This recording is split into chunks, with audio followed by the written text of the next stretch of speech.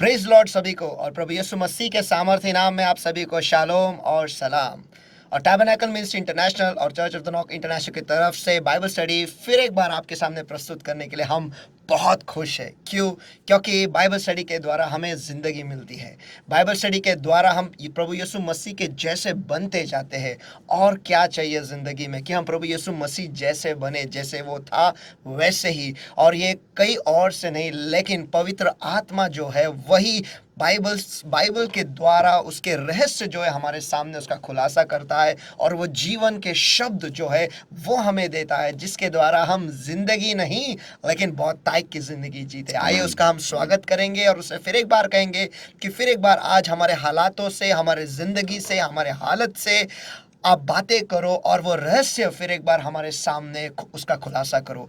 हे प्यारे पवित्र आत्मा, इस वक्त में हम आपका स्वागत करते हैं परमेश्वर। और जो सारे लोग इस वक्त हमारे साथ जुड़े हुए परमेश्वर, जो इस वीडियो को देख रहे हैं या जो कोई भी जब कभी भी इस वीडियो को देखेगा परमेश्वर, उन सभी को आपके दयासन के सामने में ऊंचा उठाता हूं परमेश्वर। और हाँ प्यारे प्रभु, आपकी कृपा की घोषणा हम सब पर मैं इस वक्त करता हूं प्रभु, यीशु मसीह के सामर्थी नाम में परमेश्वर। आपके रेमा वचन को सुनने के लिए, उसे प्राप्त करने के लिए, उसे समझने के लिए परमेश्वर। और हाँ प्यारे परमेश्वर, और अधिक कृपा की घोषणा करता परमेश्वर, उसे हमारे जिंदगी में लागू करने के लिए परमेश्वर, ताकि जैसा तेरा वचन हम तक आ रहा है परमेश्वर, उसके अनुसार हम 100% फल हमारे जिंदगी के द्वारा हम ले आए परमेश्वर, ताकि तू हमारे जिंदगी से खुश हो परमेश्वर। और जो आशीष हमारे आपने रखे हैं वो हम प्राप्त कर पाए। और हाँ प्यारे प्रभु, हम स्वर्ग के लिए तैयार हो जाए। प्यारे पवित्र आत्मा, हम फिर एक बार इस वक्त को परमेश्वर और इस पूरे बाइबल स्टडी को, जो सारे लोग जुड़े हुए और जो इसे देखने वाले, उन सभी को आपके सामर्थ्य हाथों में हम सौंप देते हैं। प्यारे परमेश्वर, हर एक वक्त, हर एक शब्द परमेश्वर जो आज यहाँ से निकलने वाले परमेश्वर, वो तेरे अभिषेक से पूरी तरह से ढका हो परमेश्वर, वो अग्नि से ढका हो। यही हम दुआ करते यीशु के सामर्थ्य नाम में परमेश्वर, ताकि वो सारे बंधन जो हमारे जिंदगी पर आपके वचन के सामर्थ्य के द्वारा वो टूट जाए परमेश्वर। और हाँ प्यारे प्रभु, वो अभिषेक के द्वारा परमेश्वर हम हमारी जिंदगी को नया बनाए परमेश्वर, तैयार करे परमेश्वर आपके आने के लिए। है प्यारे परमेश्वर, ये वक्त, ये आपके लोग परमेश्वर और आज का रेमा वचन फिर एक बार आपके सामर्थ्य हाथों में परमेश्वर हम सौंप देते हैं। और हर एक से आप बातें करो परमेश्वर, हर एक के हालात से परमेश्वर, आप सभी के जिंदगी को जानते हो, उनके मनों को जानते हो परमेश्वर, उनके हालातों को और उनके हालत को भी जानते हो परमेश्वर। फिर एक बार वो विश्वास हमें जगा परमेश्वर, क्योंकि हम तेरा आपका वचन घोषित करता है, विश्वास बढ़ता है सुनने से और सुनना परमेश्वर के वचन के द्वारा परमेश्वर। आज आपके वचन को हम सुनने आए परमेश्वर, कृपा हम पर कर कि आज जब आप हमसे बातें करोगे हम आपके मुंह के क्षेत्र में पाए जाएंगे। प्रभु यीशु मसीह के सामर्थ्य नाम में हम प्रार्थना करते हैं, मांगते हैं, इसलिए तू सुन। आमीन आमीन। पास्टर, अद्भुत विषय चल रहा है, मेरा बुरा मूड और मेरे मौके। पिछला हफ्ता जो था वो एक अलग ही स्तर था, अलग ही एक स्टडी था जहाँ पर हम शैतान के बारे में देख रहे। बस स्वर्ग में था, ऐसे जगह में था जहाँ पर और कोई स्वर्गदूत नहीं आ सकता था, वो अकेला वहाँ था। लेकिन बस उसका मूड खराब हो गया, बस सब कुछ खत्म हो गया और वो वहाँ से सीधे नर्क की ओर उसका मार्ग जो या रास्ता जो या सफ़र जो है वो शुरू हो गया और आखिर में वो वहीं पे जाने वाला है और वो वही कर रहा है। उसका मूड खराब हुआ, सफ़र या रास्ता जो है खुल गया नर्क का। तो आज हमारे ज़िंदगी में भी वो वही कर रहा है, हमारे मूड को हर वक्त खराब करने की कोशिश कर रहा है, ताकि हमारा भी वो रास्ता खुल जाए नर्क की ओर जाने का। और ये सब कुछ वो एक वचन से, यानी रिजॉइस एवरमोर, यानी सर्वदा आनंद करा या फिर हमेशा आनंदित रहो, बस ये दो अल्फाजों से या फिर मैं कह सकता हूँ ये दो वचन से, शब्दों के द्वारा ये पूरा रास्ता खुल जाता है स्वर्ग की ओर या फिर नर की ओर। अगर हम खुश रहेंगे हमेशा तो डेफिनेटली हम स्वर्ग की ओर जा रहे हैं, अगर नहीं रहेंगे, मूड खराब रहेगा, तो हम नर की ओर जा रहे हैं। तो आज और पिछले हफ्ते आपने दाऊद की ज़िंदगी से आपने बात किया, दानियल की ज़िंदगी से आपने बात किया, तो आज किसकी ज़िंदगी आप प्रस्तुत करने वाले हो? अभी है शद्रक मेशक अबेदनगो। इनका भी सफ़र कुछ मामूली सफ़र नहीं था। बहुत ही powerful and very amazing testimony है इनका। हम देखते हैं डैनियल इसका 3रा अध्याय एंड वचन 19 से वचन 25, Daniel chapter 3 and verses 19 onwards. Then was Nebuchadnezzar full of fury and and the form of his visage was changed against Shadrach, Meshach, and Abednego. Therefore he spake and commanded that they should heat the furnace 7 times more than it was wont to be heated. And he commanded the most mighty men that were in his army to bind Shadrach, Meshach, and Abednego and to cast them into the burning fiery furnace. Then these men were bound in their coats, their hosen, and their hats, and their other garments, and were cast into the midst of the burning fiery furnace. Verse 22. Therefore, because the king's commandment was urgent that the furnace was exceeding hot, the flame of the fire slew those men that took up Shadrach, Meshach, and Abednego. Amen. And these 3 men, Shadrach, Meshach, and Abednego, fell down bound into the midst of the burning fiery furnace. Daniel का 3रा अध्याय वचन 19 से आगे मैं पढ़ता हूँ। तब नबूकदनेस्सर झुंझला उठा और उसके चेहरे का रंग शद्रक, मेशक और अबेदनगो की ओर बदल गया, और उसने आज्ञा दी कि भट्टी को 7 गुना अधिक धकधका दो, फिर भड़का दो। फिर अपनी सेना में के कई एक बलवान पुरुषों को उसने आज्ञा दी कि शद्रक, मेशक और अबेदनगो को बांधकर उन्हें भड़कती हुई भट्टे में डाल दो। तब वे पुरुष अपने मोजों, अंगरखों, बागों और वस्त्रों सहित बांधकर उस भड़कते हुए भट्टी में डाल दिए गए।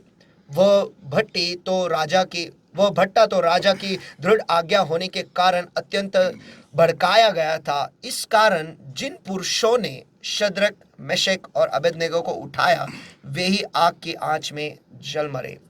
और उसी भड़कते हुए भट्टे के बीच में ये तीनों पुरुष शद्रक, मेशक और अबेदनगो बंधे हुए फेंक दिए गए। Amen.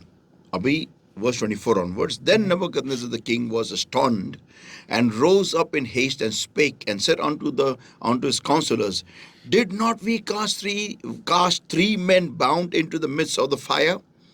They answered and said unto the king, True, O king.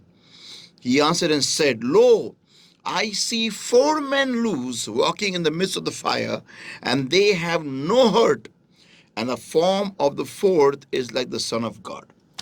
वचन 24 उसी अध्याय का। तब नबूकदनेस्सर राजा अचंभित हुआ और घबरा कर उठ खड़ा हुआ और अपने मंत्रियों से पूछने लगा, क्या हमने उस आग के बीच 3 ही पुरुष बंधे हुए नहीं डलवाए? उन्होंने राजा को उत्तर दिया, हाँ राजा, सच बात तो है। फिर उसने कहा, अब मैं देखता हूँ कि 4 पुरुष आग के बीच खुले हुए टहल रहे हैं और उनके कुछ भी हानि नहीं पहुंची, और 4था पुरुष का स्वरूप परमेश्वर के पुत्र के समान है।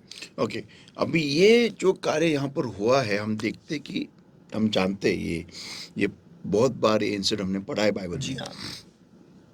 नहीं, यहाँ पर 2 बातें हैं।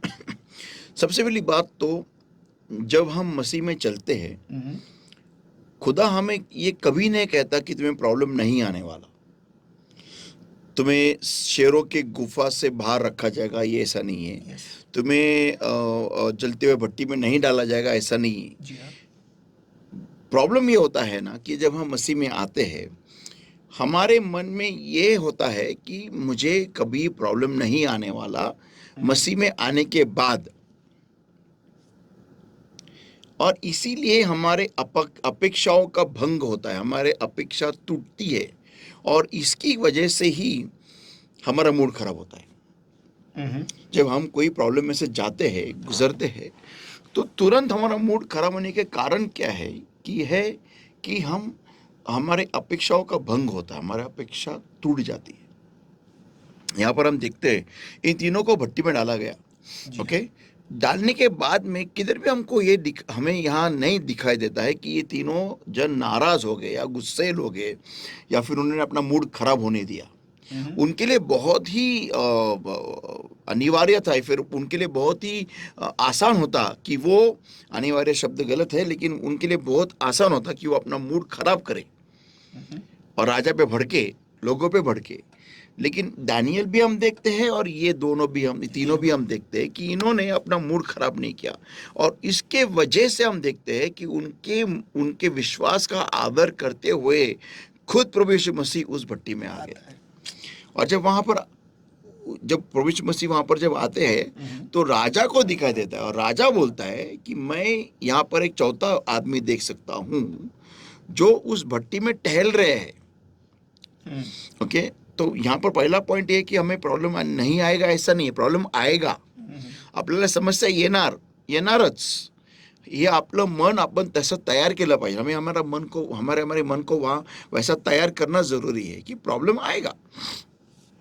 लेकिन उसके बाद में दूसरी बात ये भी हमें समझना है कि अगर हमको चाहिए कि चमत्कार हो उस प्रॉब्लम के दरमियान, तो हमें भयग्रस्त होना अलाउड नहीं है, उसका परवाना नहीं है. Yes. और दूसरा है कि हमें हमारा मूड अच्छा रखना है.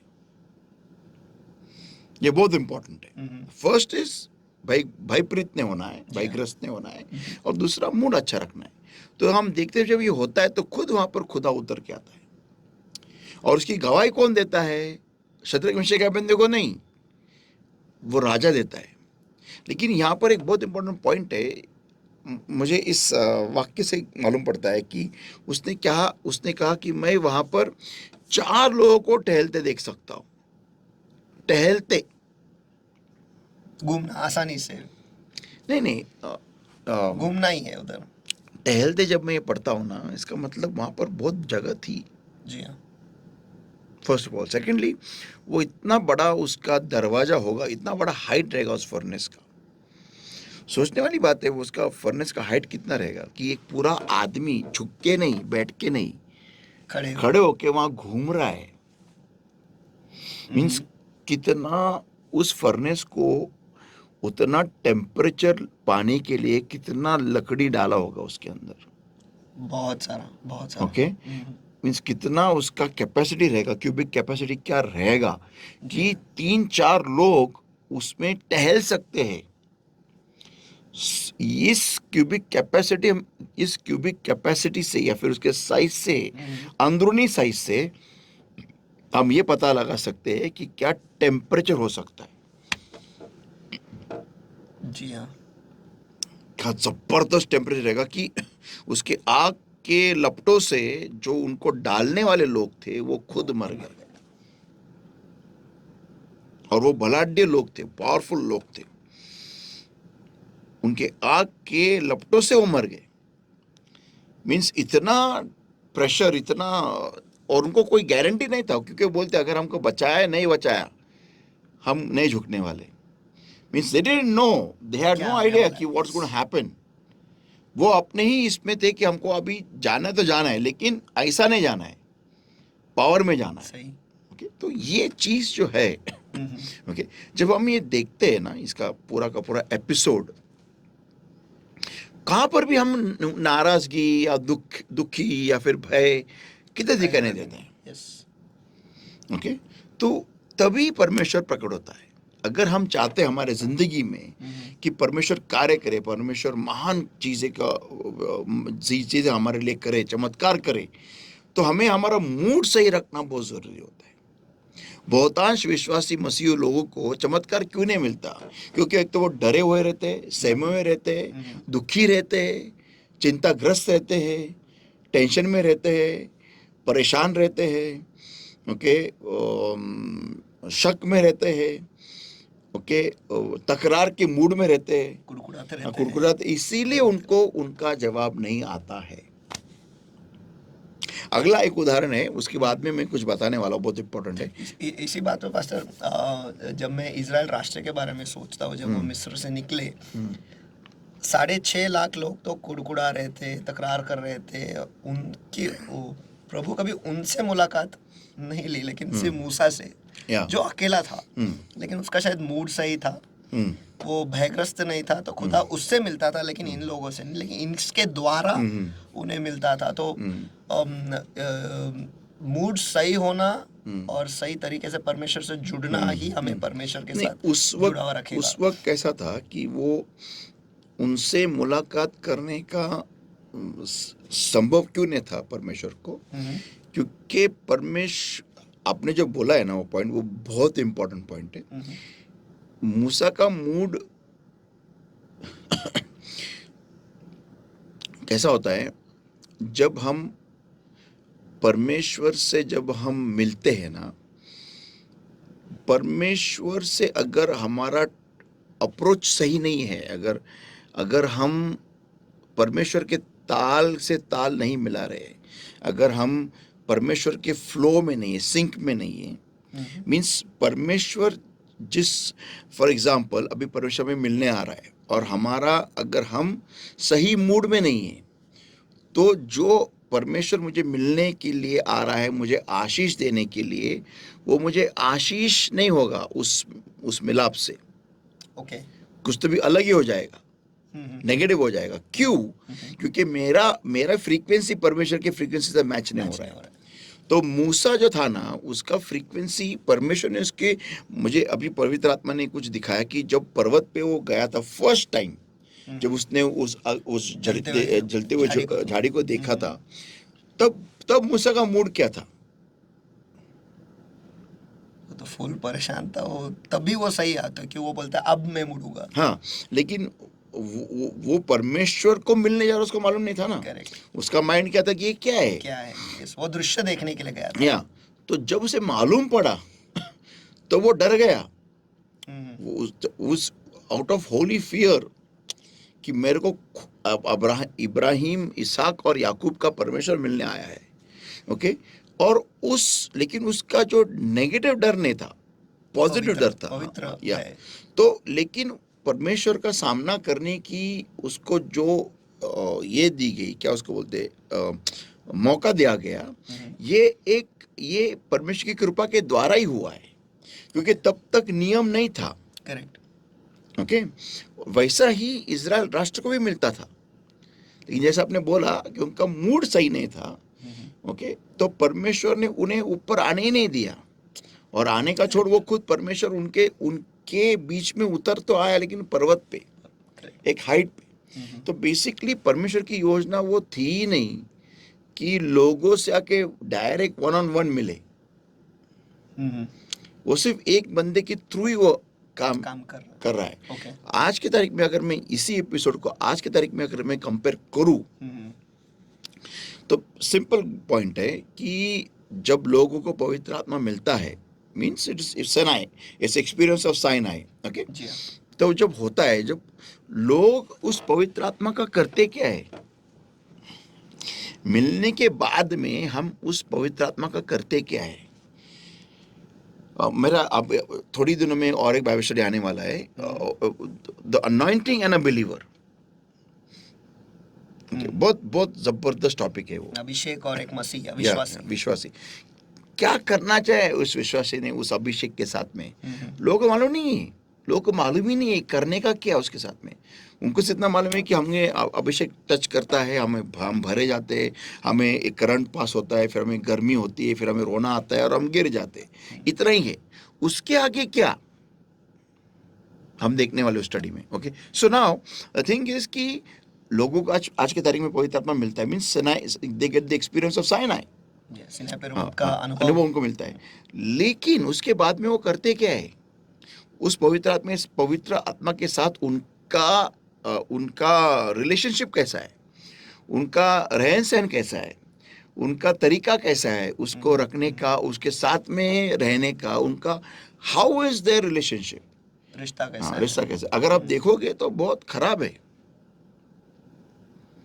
इनफैक्ट ऐसा बोलने में कोई हर्ज नहीं है कि हमने पवित्र आत्मा को एक पाप से भरे हुए मंदिर में रखा है।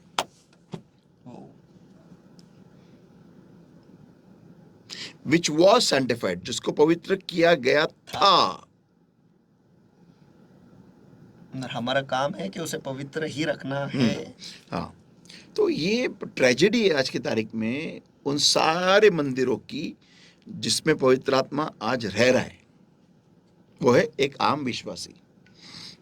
अपने एक बहुत ही खतरनाक स्टेटमेंट जो था, वाक्य था, वो बहुत खतरनाक है कि हम पवित्र आत्मा को एक पाप से हुए भरे हुए मंदिर में हम रख रहे हैं, अपवित्र मंदिर में हम रख रहे हैं Yes. पवित्र आत्मा को।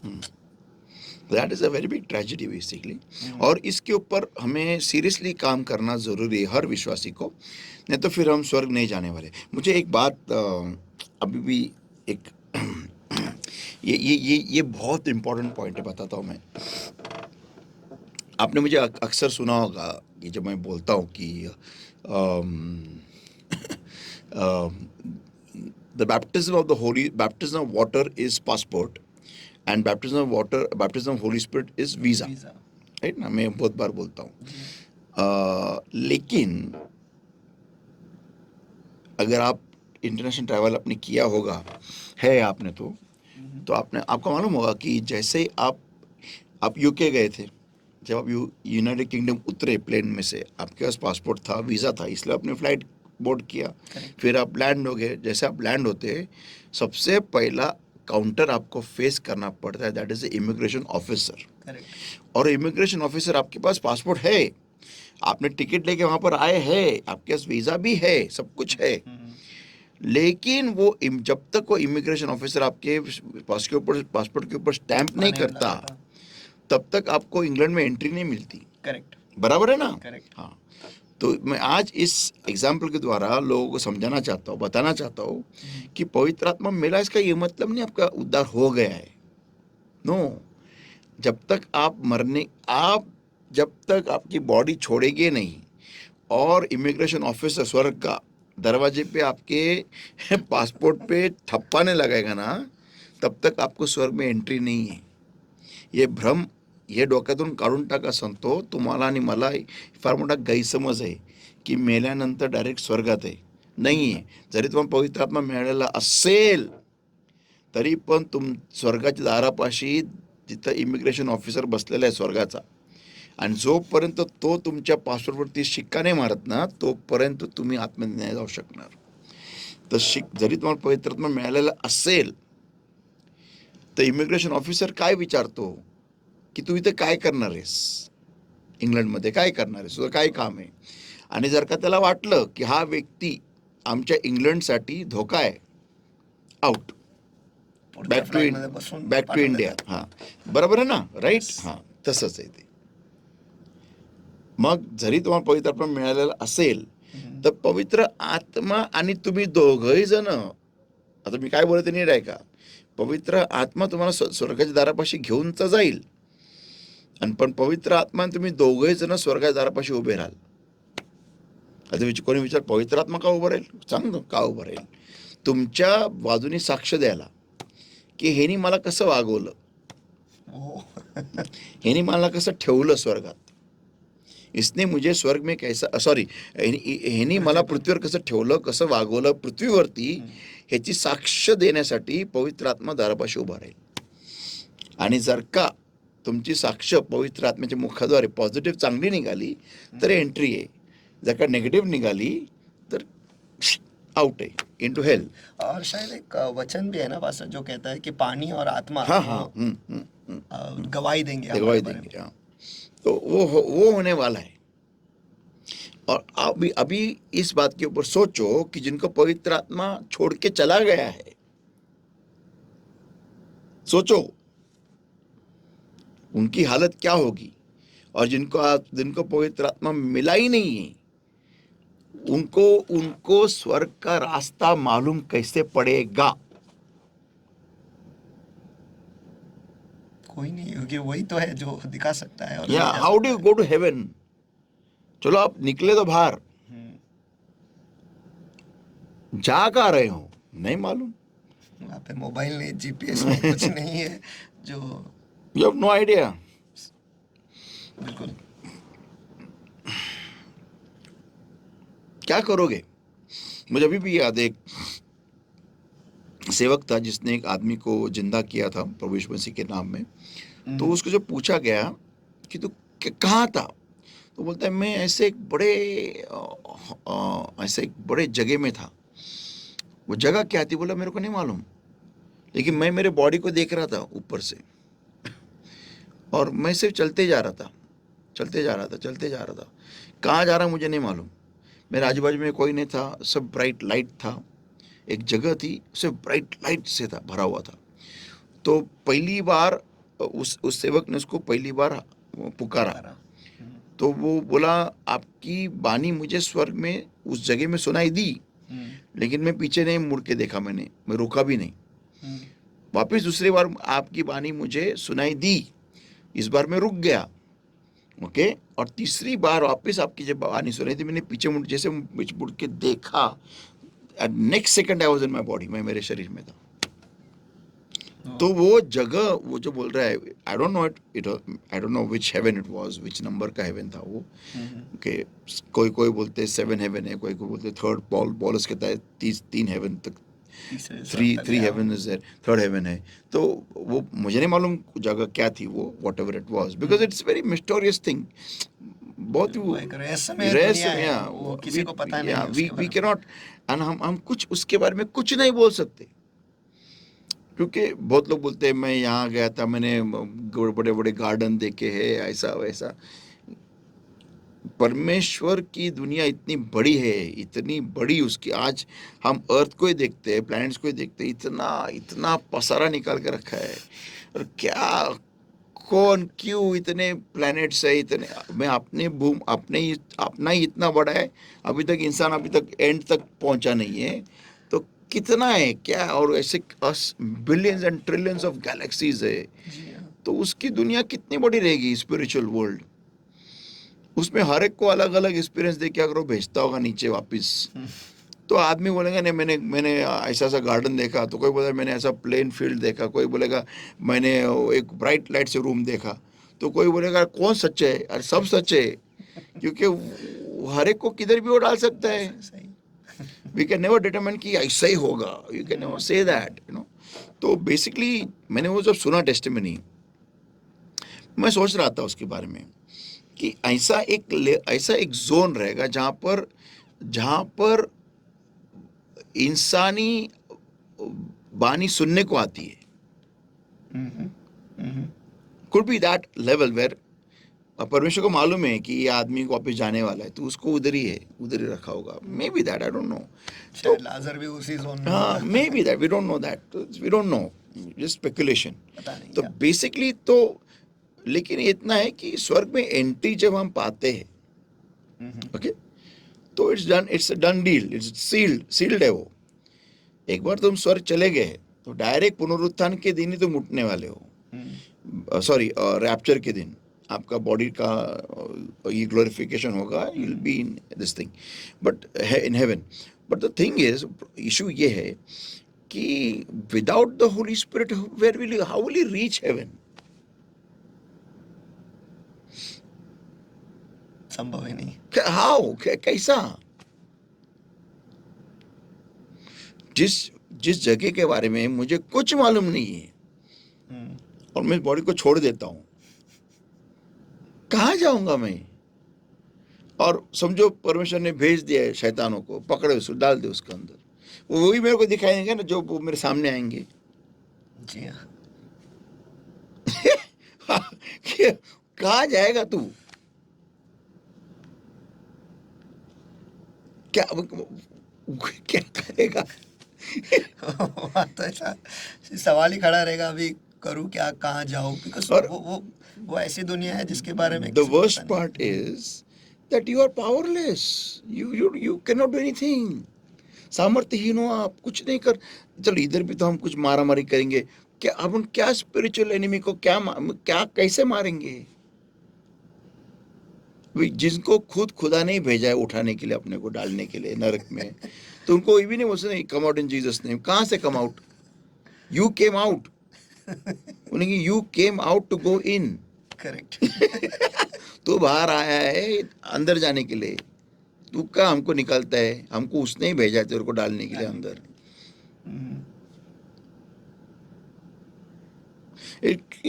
मैं सोचता हूँ ना, मेरा ब्रेन ऐसा फटने को आता है, because you can not understand it, you can not comprehend it, not possible. देखो इस दुनिया में ना, हमारे पास इतना है ना, रोड्स है, मैप्स है, सब कुछ है, हम जानते हैं बाबा ये रास्ता, अगर मैप पे देखा तो कहाँ जाएगा, we are so used to that. पर हमें ऐसी जगह के मालूम नहीं, के बारे में मालूम नहीं जहाँ पर हम आके खड़े हो जाते हैं, जैसे निकले बाहर और आगे बाहर। शायद 1000 साल तो उधर ही चले आएंगे देखने के लिए। देखने के लिए। शायद मेरे को कभी ऐसा लगता है ना, स्वर्ग में जो लोग रहेंगे, ओके, कोई नया आया अभी स्वर्ग में आया अंदर, तो वो लोग पूछते "ए, क्या चल रहा है अर्थ पे"। शायद ऐसा भी बोलते होंगे, वी डोंट नो, तारीख क्या है, बोलेंगे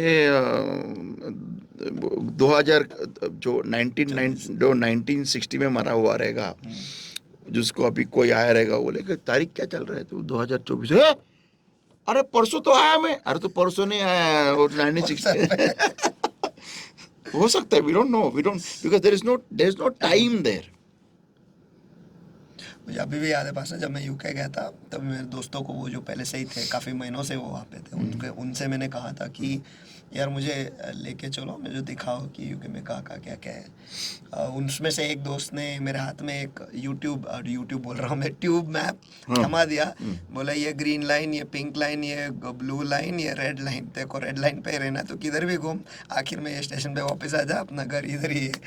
और वो एक मैप लेकर मैं सब जगह अकेला ही घूमा, पूरा यूके घूम के आया मैं अकेला ही, कि कोई आने के लिए तैयार नहीं था। बोला हम पैसे नहीं खर्च कर रहे, वो हमको बचाने का है करके, इसलिए बोला ठीक है। तो वहाँ पे मेरे पास मैप तो था, उन्हें मालूम है कि ये मैप लेके तू जा सकता है, तू पढ़ा लिखा है, तू जा सकता है, आ सकता है। लेकिन ये ऐसी दुनिया है जिसका मैप किसी के पास नहीं है, जैसा आपसे पवित्र आत्मा के पास है, जो हमें वहाँ ले जा सकता है, वो गाइड कह सकते हैं। और उसको तुम नाराज करोगे तो फिर तो मैप तो मिलने से रहा। नहीं, इट्स नो, छोड़ दो फिर, तुम सब आशा ही छोड़ दो। बस अच्छा, ये भविष्यवाणी देखने के बाद तुरंत पश्चाताप करो, अपने मार्गों को सीधा करो, दैट्स इट। तो बेसिकली जो वीज़ा है ना, वीज़ा के बाद में जो इमिग्रेशन ऑफिसर है, वो डिसाइड करता है कि तुम आइदर स्वर्ग में जाओगे या नरक में। तो that is a very important factor, बहुत इंपॉर्टेंट फैक्टर है। तो ये पवित्र आत्मा को हम कैसे हमारे ज़िंदगी में हैंडल करते हैं, कैसे उसके साथ रिश्ता बना के रखते हैं, यह बहुत मायने रखता है हमारे स्वर्ग की एंट्री। और बहुत लोग ऐसे होते हैं, उनको लगता है कि यार क्या कुछ नहीं होता है, हाँ मैं जाऊंगा नरक, गॉड हेल्प देम, मुझे कोई इंटरेस्ट नहीं उधर जाने का। अगर उधर ही जाना था तो मैं इतने साल लॉर्ड में चलता नहीं था, I would have not invested so much of my life in the kingdom of God, I would have not done that, नहीं करता था मैं, कोई ज़रूरत नहीं करने की। एनीवेज, सो नेक्स्ट एग्जांपल हम देते हैं अभी है कि Acts chapter 16 and verse 25 and verse 27, प्रेषितांची कृत्य 16वा अध्याय वचन 25 ते वचन 27, प्रेषित 16 वचन 25 ते वचन 27. And at midnight Paul and Silas prayed and sang praises to God, unto God, and the prisoners heard them. And suddenly there was a great earthquake, so that the foundations of the prison were shaken, and immediately all the doors were opened, and everyone's bands were loosed. And the keeper of the prison, awakening out of his sleep and seeing the prison doors open, he drew out his sword and would have killed himself, supposing that the prisoners had been fled. प्रेरितों के काम इसका 16वां अध्याय और वचन 25 से आगे, आधी रात के लगभग पौलुस और सिलास प्रार्थना करते हुए परमेश्वर के भजन गा रहे थे और कैदी उनकी सुन रहे थे कि इतने में अचानक एक बड़ा भूकंप हुआ, यहाँ तक कि बंदी गृह की नींव हिल गई और तुरंत सब द्वार खुल गए और सबके बंधन खुल गए। और दरोगा जाग उठा और बंदी गृह के द्वार खुले देखकर समझा कि कैदी भाग गए, अतः उसने तलवार खींचकर अपने आप को मार डालना चाहा। आमेन। तो यहाँ हम देखते हैं कि जब पौलुस और सिलास, उनको जब कैद में डाला गया, वो परमेश्वर की आराधना कर रहे थे, praise on to God, wow.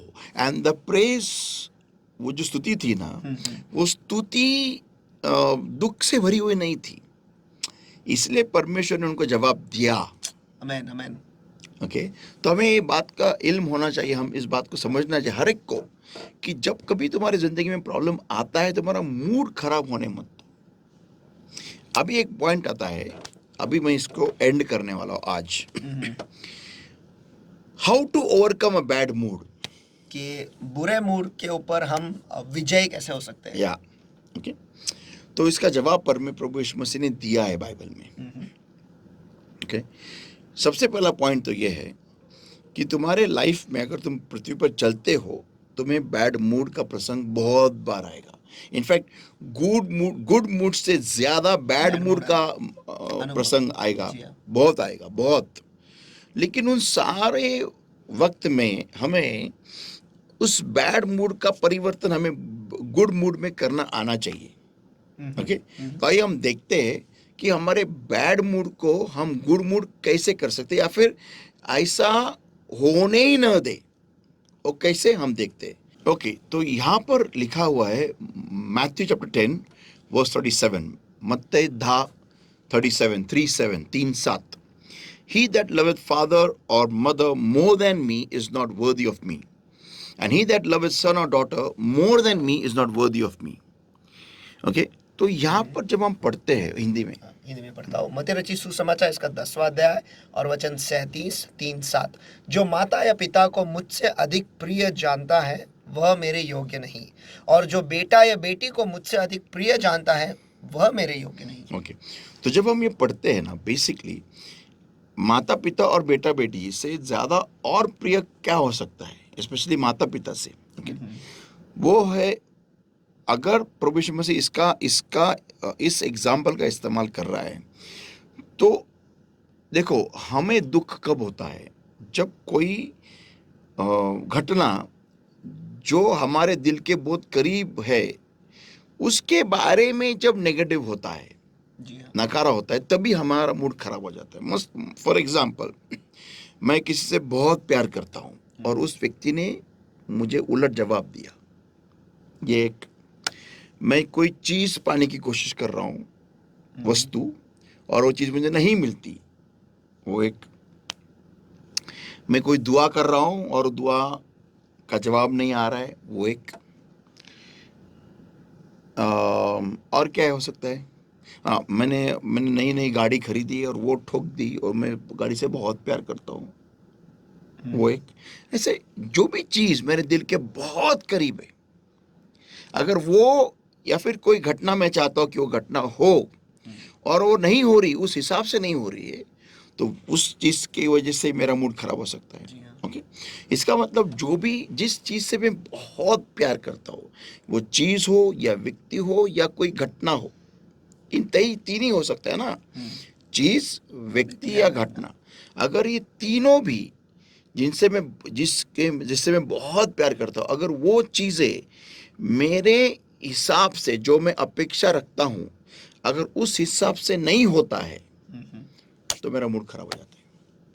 Right. Okay, तो मुझे यहाँ पर क्या करना है, मुझे एकदम उल्टा कर देना है. मुझे यीशु मसीह से ज्यादा और किसी भी चीज के ऊपर प्यार नहीं करना है. सिंपल है ये. इनफैक्ट लिखा है एक्सोडस चैप्टर 20 में, निर्गम है 20वां अध्याय आणि वचन 1 ते 6. Exodus 20 verses 1 to verse 6. Thou shalt have no other gods before me, verse 3. तू मुझे छोड़ दूसरों को परमेश्वर करके न मानना. तो जब मैं कोई भी किसी भी चीज, व्यक्ति को, चीज को या किसी भी घटना को बहुत ज्यादा अहमियत देता हूं मेरे जिंदगी में, तो मैं उसे परमेश्वर मान रहा हूं अनजाने में. पहली बात. दूसरी बात, तो फिर मैं शैतान के लिए एक बड़ा आसान सा टारगेट बन जाता हूं, क्योंकि इन तीन ही चीजों में शैतान उसकी उंगली घुसा सकता है. व्यक्ति, चीज और घटना, इन तीनों जगह में शैतान परमेश्वर में उंगली नहीं घुसा सकता. अगर मेरा सॉफ्ट कॉर्नर खुदा खुद है, अगर मेरा पहला प्यार खुदा खुद है, मेरा सबसे ज्यादा बड़ा प्यार सिर्फ खुदा ही है. ओके, मेरी सबसे पसंदीदा चीज खुदा से मुलाकात है, और मेरे सबसे पसंदीदा और मेरी सबसे प्यारी अगर कोई घटना है तो खुदा के साथ मिलाप की घटना है, और इससे ज्यादा और मुझे कुछ कुछ कुछ नहीं चाहिए। तो इन तीनों अवस्थाओं में शैतान उंगली नहीं घुसा सकता, क्योंकि वहां पर खुदा खुदा खुदा है। करेक्ट, तो I become full proof. Correct. लेकिन अगर मैं वहां पर किसी व्यक्ति भी व्यक्ति, चीज या चीज घटना और को रख घटना देता को हूँ, रख देता हूं, तो ये सब चीजें में शैतान उंगली घुसा सकता है। और यहां पर आता है धोखा कि वो तीनों भी चीजें, तीनों भी व्यक्ति, चीज और घटना, वो मेरे खिलाफ में हो जाए या मेरे विरोध में काम करे या फिर नकारी हो। और जब ऐसा हो तो मेरा मूड खराब हो सकता है। मसलन मेरा बेटा है, मेरी बात मानता ही नहीं है, खत्म हो गया, मूड खराब है। और मैं मेरे बेटे से बहुत प्यार करता हूँ, बहुत प्यार करता हूँ, और उसने अगर मेरी बात मानना बंद कर दिया, फिर मेरे से उलट जवाबी शुरू कर दी, उल्टा जवाब शुरू कर दिया, या फिर मेरे से आवाज चढ़ा के बात करने लगा, खत्म हो गया ना, फिर मेरा मूड खराब हो गया। जी हाँ। क्योंकि क्योंकि मैंने उसको मेरा पहला प्यार, मेरा बहुत करीबी ऐसा मान के रखा है। फिर कमजोरी बना के रखा है, बोल या सकते हैं। या समझो कोई लड़की है, कोई लड़के से प्यार करती है और बहुत प्यार करती है, और लड़के ने और लड़का उसको धोखा दे रहा है, उसको मालूम पड़ गया, खत्म हो गई लड़की, वो उसका मूड खराब हो गया। तो ऐसे बहुत सारे एग्जाम्पल्स है। ओके, कोई लड़का है जो लड़के को लड़की धोखा दे रही है, व्हाटएवर एक्सप्रेशन। तो ये सब चीज, कोई घर मांग रहा है लॉर्ड से और उसको घर मिलता ही नहीं, मूड खराब। तो कमजोरी बनाओ तो खुदा को बनाओ। या एब्सोल्युटली। तो यहाँ पर आता है वो जहाँ पर मैं मेरे मेरे मूड को खराब होने से बचा सकता हूँ, और वो है कि मैं खुदा से ज्यादा किसी से प्यार करू ही नहीं। यस। देवापेक्षा जास्ती तुम्ही कोणावरही प्रेम करू नका। बरं सांगतो, देवापेक्षा जास्ती तुम्ही कोणावरही प्रेम करू नका। खुदा से ज्यादा आप किसी से भी प्यार मत करो। या मत करो। मैं आपको एक सिंपल एग्जांपल देता हूँ। बहुत बार हम देखते हैं प्यार में लोग एक दूसरे नर्व काटते काट हैं। देते हाँ, हैं, नस काट मैं आपको एक बहुत बड़ा जोक सुनाता हूँ, एक बहुत जबरदस्त जोक है। एक बार ऐसा हो गया कि एक लड़का एक लड़की से बेइंतहा प्यार कर रहा था, वो तूफान खतरनाक प्यार कर रहा था एकदम। जो उसने देखा कि लड़की उसको वैसा रिस्पांस नहीं दे रही है, या फिर वो लड़की भी प्यार में थी उसके साथ में, लेकिन बाद में वो लड़की ने बोला मेरे को ब्रेकअप करेंगे, और चली गई। वो लड़के ने क्या किया, उसका नस काट दिया। काटने के बाद कैसे भी करके उसके घर वाले ने बचा उसको, सब हो गया। बाद में लड़कियां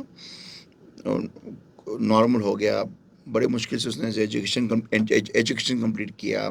फिर बाद में वो कहीं पर काम करने लगा, अच्छे खासे पोस्ट पे चला गया, और कुछ सालों के बाद में उसको वही लड़की नजर आई। पहली बात तो वो लड़के ने उसको पहचाना नहीं, और जब पहचाना तो वो खुद बोलता है लड़का कि यार मुझे कुछ फील ही नहीं हुआ। क्या? मुझे कुछ फील ही नहीं हुआ। हाँ। तो उसको एक सवाल पूछा गया, फिर तूने तेरी नस क्यों काटी थी? और जो जो तुझे कुछ फील ही नहीं हो रहा है, उसके लिए तू तेरी जान दे रहा था। जो तुझे आज कुछ फील ही नहीं हो रहा है, उसके लिए तू तेरी जान दे रहा था। इस बात के ऊपर एक साइकोलॉजिस्ट है, मेरे को नाम नहीं मालूम, लेकिन उन्होंने एक बात बोली है, बहुत डीप बात है। ये बात सुनो सब लोग। हमें कोई भी इंसान या कोई भी चीज तब तक महत्व की लगती है जब तक वो हमारे सिर में चढ़ी हुई होती है। मराठीत सांगतो, आम्हाला एखादा व्यक्ती किंवा एखादी घटना किंवा एखादी वस्तू तोपर्यंत अतिशय महत्वाची वाटत असते जोपर्यंत ती आपल्या डोक्यात घुसलेली असते. ज्या क्षणाला ती आपल्या डोक्यातून उतरते ना, काय म्हणत आहे मी, त्या क्षणाला आपल्या डोक्यातून उतरते. ती व्यक्ती, वस्तू किंवा घटना की उतरते ना डोक्यातून, त्याच्यानंतर ना ती व्यक्ती, वस्तू आणि घटना ती एकदम सामान्य वाटायला लागते, आम लगता है, आम. अरे ये तो मैं इसके लिए जान दे रहा था, इसके लिए क्या. फिर सवाल आता है, इसमें क्या मैंने देखा था, मैंने इसमें क्या देखा था, काय बघितलं मी ह्याच्यामध्ये, काय बघितलं मी ह्याच्यामध्ये, की मी माझा जीव द्यायला निघाले होते, की मी माझा जीव द्यायला निघालो होतो. अरे काय काय असं आहे तरी काय, अरे काहीच नाही. मग त्यावेळेस मला एवढं विशेष काय वाटत होतं, फिर उस वक्त मुझे इतना इतना विशेष क्या लग रहा था, क्योंकि वो तेरे दिमाग में चढ़ गया था. आमीन. अभी वो वाक्य समझता है, दिल से उतर गया, मन से उतर गया, कहते हैं लोग. उसके बाद फिर कुछ नहीं लगता तो है. बेसिकली ना, तो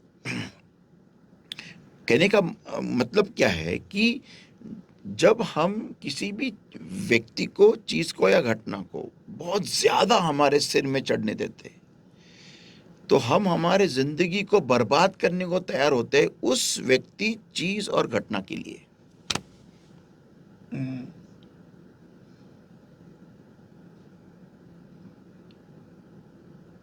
मैं कुछ बोलना चाहता हूं. देखो,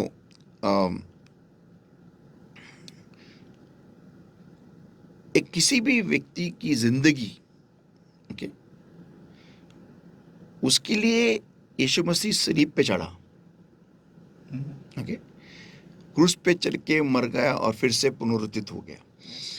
उस व्यक्ति, कोई भी व्यक्ति होने दो, ओके, उसने इस बात का, जो मसीह में है, specially those who are in the Lord, जो मसीह में है, इस बात का इल्म उन्हें हमेशा रहना चाहिए, क्योंकि इस दुनिया में ऐसा कोई भी नहीं रहेगा जो तुम्हारे लिए, ठीक है, मर सकता है लेकिन फिर से नहीं उठेगा. क्योंकि फिर से उठने के लिए उसको, उसकी ताह जिंदगी, पूरी जिंदगी उसको वैसा रहना पड़ेगा ताकि वो फिर से उठ सकेगा. तो यीशु मसीह ने सिर्फ बलिदान, मेरी बात ध्यान से सुनिएगा, यीशु मसीह ने सिर्फ बलिदान क्रूस पे नहीं दिया, हर हर हर दुनियाई लालसाओं का बलिदान, क्या बोल रहा हूं मैं, दुनियाई लालसाओं का बलिदान यीशु मसीह उसकी ताह जिंदगी कर रहा था ताकि वो तीसरे दिन फिर से उठ सके. ये यीशु मसीह का सॅक्रिफाइस. येशू ख्रिस्त त्याच्या अख्ख्या आयुष्यभरामध्ये त्यांनी अनेक चांगल्या चांगल्या मोहक गोष्टींचा बलिदान करत, त्याग करत करत करत करत करत करत तो क्रूसावरती मेला, जेणेकरून तो तिसऱ्या दिवशी पुनरुत्थित होईल तुमच्या व माझ्यासाठी. लक्षात ठेवा, तर त्यांनी बळी फक्त तिथं नाही दिलेला क्रूसावरती, त्यांनी त्याच्या सगळ्या आवडी निवडीचा बळी देत देत देत देत देत तो क्रूसावर टांगला.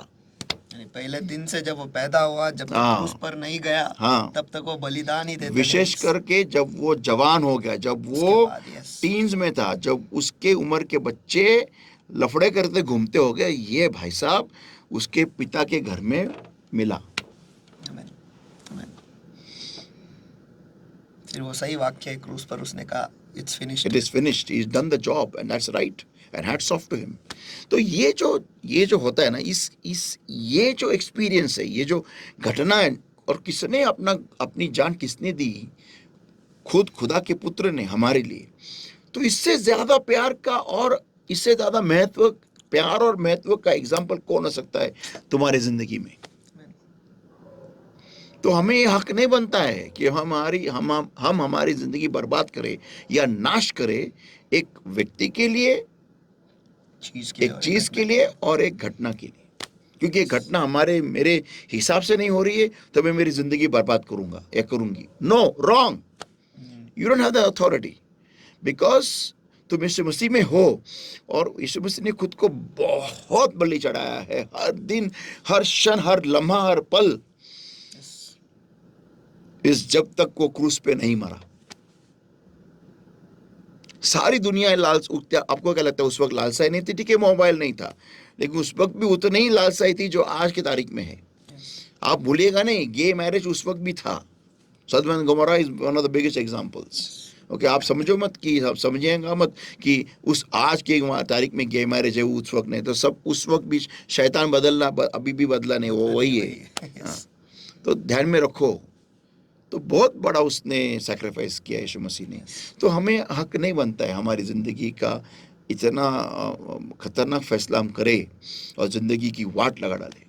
तो बेसिक पॉइंट यहाँ पर आता है कि मैं मेरा मूड कब खराब करूँगा? जब मैंने मेरा पहला प्यार, सबसे बड़ा प्यार व्यक्ति, चीज़ और घटना को दिया है।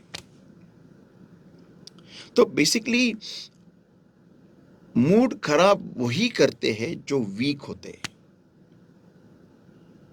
वीक, अशक्त, जो कहते हैं हिंदी में क्या कहते हैं, कमजोर होते हैं, जिनको इमोशंस पे कंट्रोल करना नहीं आता है, भावनाओं पे, जिनको कोई भी चीज से निकलना नहीं आता है। वो मूड खराब करते हैं या उनका मूड खराब होता है? खराब करते हैं वो, ओके। होने देते। मैंने कहा जिनको कोई किसी भी चीज से निकलना नहीं आता है, जिनको कहीं से निकलना नहीं आता है, they don't know how to come out. मैंने बहुत बड़ी बात कही है अभी, ज्यांना बाहेर निघता येत नाही एखाद्या घटनेमधून, एखाद्या अनुभवातून, एखाद्या व्यसनातून, हे पण एक व्यसन असतं, स्वतःला राग येऊ देणं, स्वतःचा मूड खराब करणं, हे पण एक व्यसन है। जिनको उस व्यसन से उस क्या उसको बोलते हैं, एक वाक्य उनकी जिंदगी में हो रहा है, एक घटना हो रही है, उसमें से उनको एग्जिट करने को नहीं आता है, क्योंकि वो कमजोर है उस घटना में, उस घटना के लिए। मैंने बहुत बार देखा है, आपने भी देखा होगा कि बहुत लोग जो पिक्चर देखते रोते हैं, कोई सैड इमोशनल सीन आ गया तो जो हीरोइन रो रही है, हीरो रो रहा है, या फिर हीरो की माँ रो रही है, ये लोग भी रोने लगते हैं। हाँ, चलो कोई होता है, जो कोई सीन होते हैं जो बहुत ही दिल को छू जाते हैं, तो रोना लाजमी है। लेकिन बहुत सारे लोग हैं जो अभी दुल्हन की विदाई हो रही है तो उसमें भी रोते हैं, उनके घर में कोई इसका मौत हो गया तो उसमें भी रोते हैं, ऐसा लगता है उनके घर में कोई मर गया है। तो समझ में आता नहीं भाई ये क्यों रो रहा है। उनको ये फर्क करने को आता ही नहीं है। अरे वो पिक्चर है भाई। ऐसे मेरे साथ हुआ था ये बचपन में, एक पिक्चर में देखा था कि एक हीरो मर जाता है, मैं नाम भूल गया, अभी पिक्चर ही भूल गया। और कुछ दिनों के बाद में, कुछ महीनों के बाद में, मैं उस पिक्चर को किसी और पिक्चर में, हीरो को मैंने और किसी पिक्चर में देखा। बोले ये जिंदा, मतलब मैं बहुत छोटा था, अरे जिंदा हो गए। तो मेरे को बहुत बड़ा सवाल था, अरे ये मर के जिंदा कैसे हो गया। मुझे टाइम लगा, जब तक मैं बड़ा हुआ तब तक मुझे टाइम लगा ये समझने के लिए कि पिक्चर है, वो फेक है। बट वो means that was very weird for me, कि ये जिंदा, मेरे को shocking part, I could see him in the next movie. तो मुझे नहीं मालूम था कि ऐसा होता है करके, एक्टिंग है ये सच्चाई नहीं है। तो कोई लोग उधर ही अटके उस उम्र में, मेरी उम्र में, उनको समझ में आता ही नहीं कि अरे वो फेक है, उधर कुछ नहीं हो रहा है, वो एक्टिंग है। बाद में सब लोग हंसते खेलते नाचते गाते, तो उनको वो अभी तक उधर ही है, उसी उम्र में अटके हुए हैं वो। तो वो रोते, बहुत लोग रोते हैं ऐसा। अरे क्यों रो रहे? नहीं, वो कांता की बहन मर गई। सामने वाले में, कौन कांता? कौन कांता? नहीं, वो मेरा बाप कौन, उसमें क्या पिक्चर, उसमें तेरे को क्या करने का है? वो मर गई उसकी बहन, उसको कैंसर से मर गई। Seriously you crying? हाल ही के इसमें बम्बल भी मर गया, आयरन मैन मर गया, कितने लोग रो रहे थे उसकी वजह से। हाँ क्या? I didn't know that.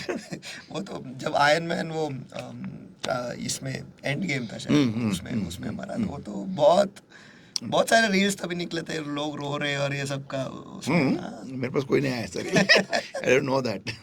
Thanos के बारे में कोई रोया कोई नहीं नहीं। रोया। सब कुछ थे। ओके, एनीवेज, तो बेसिकली द पॉइंट इज कि लोगों को वो मीन्स उन्होंने खुद को इतना वीक बना के रखा है कि they can't exit from a particular situation, they just can't exit, and they're caught up in that. They just don't know how. And they don't even think that I should exit.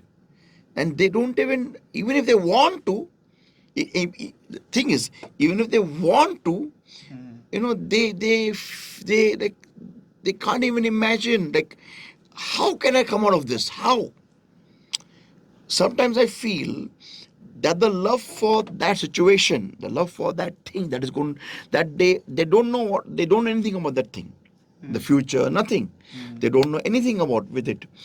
But the love for that uncertainty is far more greater than their love for their certain and powerful life in Christ Jesus. मैंने जानबूझ के English में बोला इसको because it was a flow was there. तो basically बहुत लोग ऐसे होते हैं जिनको उस वाक्य में से निकलने को उनको आता ही नहीं है, और अगर उनको अगर बोला भी ना निकल लो, तो वो उनको पता ही नहीं कि कैसे बाहर, और बाहर आने का उनको बताया भी जरिया, तो वो निकलना नहीं चाहते, क्योंकि उनके लिए जो चीज जो अस्थिर है, जिसका कोई भरोसा नहीं है, वो ज्यादा प्यारी लगती है उससे ज्यादा जो परमेश्वर में, यीशु मसीह में उसके आज्ञाओं का पालन कर उस पर विश्वास रख के जो तुम्हें आशीष मिलने वाला है, उससे ज्यादा उनको वो प्यारा लगता है. मुझे यहाँ पे इजराइल लोग जो गुलामी में थे, करेक्ट, उसके बारे में याद आता है कि वो Yes. हमेशा कहते थे कि मिस्र देश तो हाँ, अच्छा ही था, अच्छा ही था, गुलामी में है, हाँ, बंदुआई में है, हाँ, लेकिन वो बेहतर है आजादी नहीं. एब्सोल्युटली. मैं एक बात बताना चाहता हूँ हर एक व्यक्ति को जो कोई भी रिश्ते में है, ओके, किसी से प्यार में है, कोई भी, अगर तुम्हारा जोड़ीदार ये बार बार कहता है ना तुमसे कि मैं उसके साथ अच्छी थी या अच्छा था, मेरा वो लाइफ बहुत बढ़िया था, मैं तुमको बोलता हूँ उसी जगह पे उस व्यक्ति को जाने दो. तुम्हारे दिल पे खंजर मारो, मीन्स खंजर बोले तो एक्चुअल नाइफ मत मारो, तुम्हारा प्यार का बलि दे दो, लेकिन उस व्यक्ति को जाने दो. क्यों जाने दो? क्योंकि व्यक्ति को तुम्हारे प्यार में मिलने वाला जो भी उसको फ्रूट है या फिर फायदा है, वो समझ में नहीं आ रहा है. That's better you let that person go in peace. उसको बोलने का तो उधर ही जाओ, वही तेरे लिए सही था, वो तेरा राजकुमार था या राजकुमारी थी, मैं एकदम बर्बाद आदमी हूँ या बर्बाद औरत हूँ, XYZ व्हाटएवर. तो बेसिकली मूड खराब होने के कारण यही है कि हम परमेश्वर से ज्यादा उस व्यक्ति, चीज और वाक्य पे, घटना पे ज्यादा प्यार करते हैं. इसीलिए तो हमें इसको चेंज करना है. अभी चेंज करे कैसे? जी हाँ. How to change it? प्यार उसी के बारे में हम हमारे मन में, दिल में नहीं, मन में निर्माण होता है, पैदा होता है, जिसके बारे में हम ज्यादा सोचते हैं. इन शॉर्ट, तो परमेश्वर के बारे में ज्यादा सोचो. अभी आप बोलेंगे पास्टर हमको इंटरेस्ट नहीं है. बराबर है, इंटरेस्ट नहीं है परमेश्वर के बारे में, इसलिए तो आज मैं मैसेज दे रहा हूँ ना. इंटरेस्ट होता तो रैप्चर होता था आप अभी तक. तो इंटरेस्ट नहीं, मैं जानता हूँ, लेकिन आप सोचो आपकी भलाई किस में है. जी हाँ. अगर आपको लगता है कि आपकी भलाई उस घटना, व्यक्ति या फिर चीज पे प्यार करने में जो आपको शायद आपके हिसाब से होगा, तो फिर कैरी ऑन. लेकिन अगर आपको सच्ची में निकलना है, तुला बरे व्हायची इच्छा आहे का? आमेन. आपको चंगा होने की मंशा है क्या? आमेन. क्या तू चंगा होना चाहता है? बस दैट्स इट. सिंपल. अगर रोज तड़पड़ के जीना है तो चालू रहो. लेकिन अगर आपको जीतना है और आपको बहुत कुछ आगे जाना है, हासिल करना है, तो फिर आपको ये करना पड़ेगा. परमेश्वर के बारे में ही सोचो. मैंने रिसेंटली ये किया है मेरे लाइफ में. जब से मैंने वो मैसेज प्रीच किया था ना, पोर्टल, उसके बाद में मेरे लाइफ में एक मैं बहुत कुछ चीज़ें के बारे में सोचने लगा, और मेरे हर एक लाइफ के हर एक सेगमेंट को मैं स्क्रूटनाइज करने लगा, अंडर माइक्रोस्कोप देखने लगा। तो मुझे वो वर्ड्स बहुत प्रोफाउंड हिट हो गया। Let the meditation of my mind and the words of my mouth be acceptable in Dai site. Okay, तो मेरे मुंह के अल्फाज और मेरे मन की विचार तेरे नज़रों में मान्य रहे। ओके, जब मैंने ये वचन को मेरे जहन में उतरने दिया और उसके ऊपर मैंने मनन किया, तब मुझे मालूम पड़ा एक्चुअली वो वर्स मेरे लिए उस वक्त रियल हो गया कि मेरे विचारों पे ऐसा तो नहीं है ना कि परमेश्वर मेरे विचारों को अंडर माइक्रोस्कोप देख रहा है, हर एक विचार को। ओके, और जब मैं उस विचार को देखो, विचार तुम्हारे दिमाग में आएंगे, जी हाँ, आने वाले विचार को तुम रोक नहीं सकते, आने वाले विचार को आप रोक नहीं सकते। जी हाँ, ओके, लेकिन जैसे मैं हमेशा बोलता ना, you cannot stop a crow from flying over your head, but you can stop a crow from building a nest on your head. आप एक कौवे को आपके सिर के ऊपर से उड़ते हुए रोक नहीं सकते, लेकिन आप एक कौवे को तुम्हारे सिर के ऊपर घोंसला बांधने से आप रोक सकते। तो ये जब मैं इस बारे में जब मैं सोचने लगा कि अरे परमेश्वर, ऐसा हो सकता है ना कि परमेश्वर का ध्यान मेरे विचारों पे है। तो अगर मेरे विचार अगर सही नहीं है, तो क्या परमेश्वर मेरे ऊपर खुश है? तो फिर मैंने क्या किया, मैंने हर एक विचारों को मैं एनालाइज करने लगा कि अभी फॉर एग्जांपल अभी मैं बैठा हूं, या फिर मैं कुछ देख रहा हूं या फिर कुछ काम कर रहा हूं, मैं कुछ अचानक कुछ सोच आती है, तो तुरंत मैं उस सोच को एनालाइज करने लगा उस वक्त। और फिर अरे यार, ये सोच तो मुझे देखो, ये सोच तो मुझे ये करवाएगी ही। मेरे अल्फाज ध्यान से सुनो, हा विचार माझ्याकडून हे करूनच घेईल, क्योंकि आदमी वही करता है जो उसके बारे में, जिसके बारे में वो सोचता है, राइट ना? तो हा विचार माझ्याकडून हे करूनच घेईल। मेरे वर्ड्स को ध्यान से सुनो, ये सोच मेरे से ये करवा के ही लेगी। ऐसा नहीं है कि ये करके मैं सोचूंगा, नो, ये सोच मेरे से ये करवा के ही लेगी। तो मुझे इस सोच को मेरे दिमाग में रहने नहीं देना है।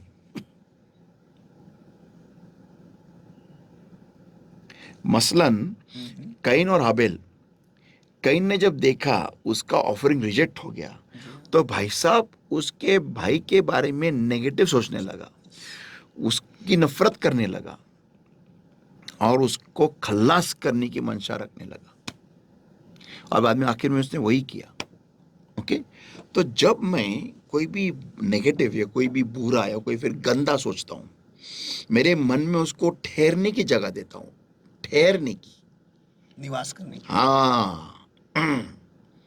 तो क्या वो जो सोच मेरे दिमाग में आके ठहर गई है, क्या परमेश्वर ने क्या कहा, सोच आके ठहर गई है। एखादा विचार माझ्या मनात येऊन थांबलाय,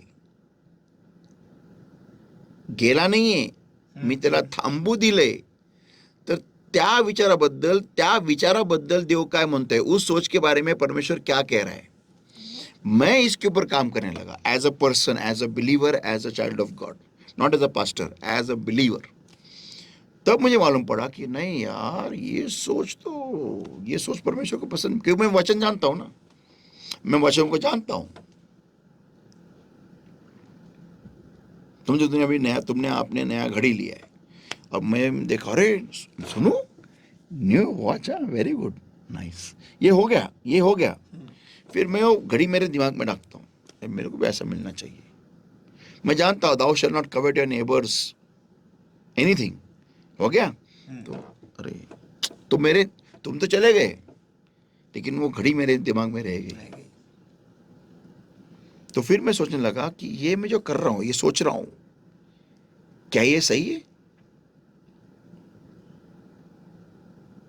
क्या परमेश्वर इस सोच के ऊपर खुश है मेरे मेरे साथ, मेरे बारे में? मैं ये सोचने लगा, और तब मुझे मालूम पड़ा कि नहीं, ये तो फिर वैसे बहुत बहुत सोचे मेरे दिमाग में आती है, बहुत चीज़ों के बारे में, बहुत चीज़, घटना, व्यक्ति, XYZ जो भी है। तो मैं उसके ऊपर काम करने लगा।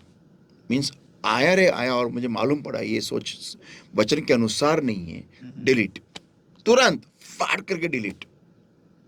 और आज ऐसा है कि I have reached to a place where I can say कि the Lord does delight in my thoughts. Wow. Yeah, I say that because I have worked on it by the grace of God. All alone, सिर्फ और सिर्फ परमेश्वर की कृपा के अनुसार, कृपा के द्वारा ही मैं ये कर पाया हूँ। Amen. क्योंकि वो वचन मेरे जिंदगी में, वो वचन किसी की जिंदगी में काम करे ना काम उसने काम किया है नहीं किया, लेकिन मेरे जिंदगी में उस वचन ने जबरदस्त काम किया। द पोर्टल, और प्रवेश द्वार, portal, wow, it is blessed my life. I have realize one thing, और इसीलिए आज मैं मेरे जिंदगी में वही पा रहा हूं जो मैं सोच रहा हूं, and is really blessed me a lot. क्योंकि मेरे मेरे 90% of my headache is gone. 90% मेरा जो सिर दर्द था मेरे लाइफ में, वो सब चला गया। 90%। सोच को निकाल कर। हाँ, सिर्फ सोच को फिल्टर करके। बिकॉज मेरे जिंदगी में जो भी हो रहा था वो मेरे सोच का ही रिजल्ट था। वही हो रहा था। तो मैंने जिससे काम करना शुरू कर दिया, वो सब चेंज हो गया। Everything changed. Today I am very much more happier than what I was last year. यानी जो बुरे सोच आते हैं, नकारे सोच आते हैं, बाहर का दरवाजा यहाँ से है सीधे, और जो अच्छे हैं उन्हें ठहरने देना है। अच्छे भी नहीं, जो थोड़ा ओके, नहीं, इट्स गुड। आपने जो बोला है, वेरी, इट्स एक्सीलेंट पॉइंट। अच्छे नहीं। मसलन फॉर एग्जांपल, वो पर्वत पे चढ़ने जाना है, वो भी अच्छा ही सोचे। एक नई गाड़ी खरीदना है, वो भी एक अच्छी सोच है।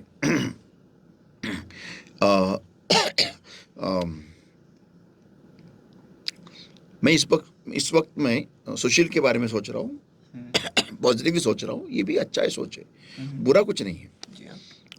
मैं अच्छे सोच के बारे में बात नहीं कर रहा हूँ।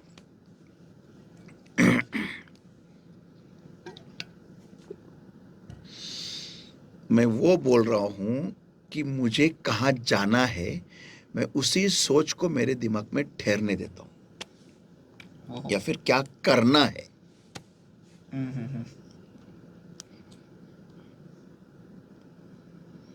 थोड़े में अगर देखा गया, जो अंत है, now you are getting the point. मैं वहां तक कैसे पहुंचूं, उन सारे चीजों को ही दिमाग में रखूं। उसी पे मैं आज काम कर रहा हूँ, आज की तारीख में। बिकॉज मैंने अभी देखा है, मैं पहले वैसा, मैं आपको एक घटना सुनाता हूँ। समझो मैं किससे बात कर रहा हूँ, और बात करते करते वो व्यक्ति का ध्यान नहीं मेरे बातों पे, और मैं समझ में आया कि व्यक्ति का ध्यान नहीं, भले वो फ़ोन पे हो या 1-on-1 हो। तो मैं क्या करता हूँ, मैं टॉपिक को उधर ही रोक देता हूँ, चेंज, डाइवर्ट कर देता हूँ, और वो टॉपिक में कंटिन्यू नहीं करता। और समझो मसलन उस व्यक्ति को अगर याद समझ में आ रही, टॉपिक तो चेंज हो गया, और व्यक्ति ने अगर मुझे पूछा कि आप क्या बोल रहे थे, नॉट इम्पॉर्टेंट है, फॉरगेट इट। पहले ऐसा नहीं था। पहले मैं उस व्यक्ति को फिर से एक बार बताता था, अभी नहीं बताता हूँ। अब मैं टॉपिक को चेंज कर देता हूँ, डाइवर्ट कर देता हूँ, क्योंकि मुझे परमेश्वर ने सिखाया, और वो टॉपिक था, तुम्हारे मोतियों को सूअरों के सामने मत डालो। तो मुझे तब मालूम पड़ा कि तू इतना जबरदस्त उस व्यक्ति को सॉल्यूशन दे रहा है, उन्हें नहीं सुनना।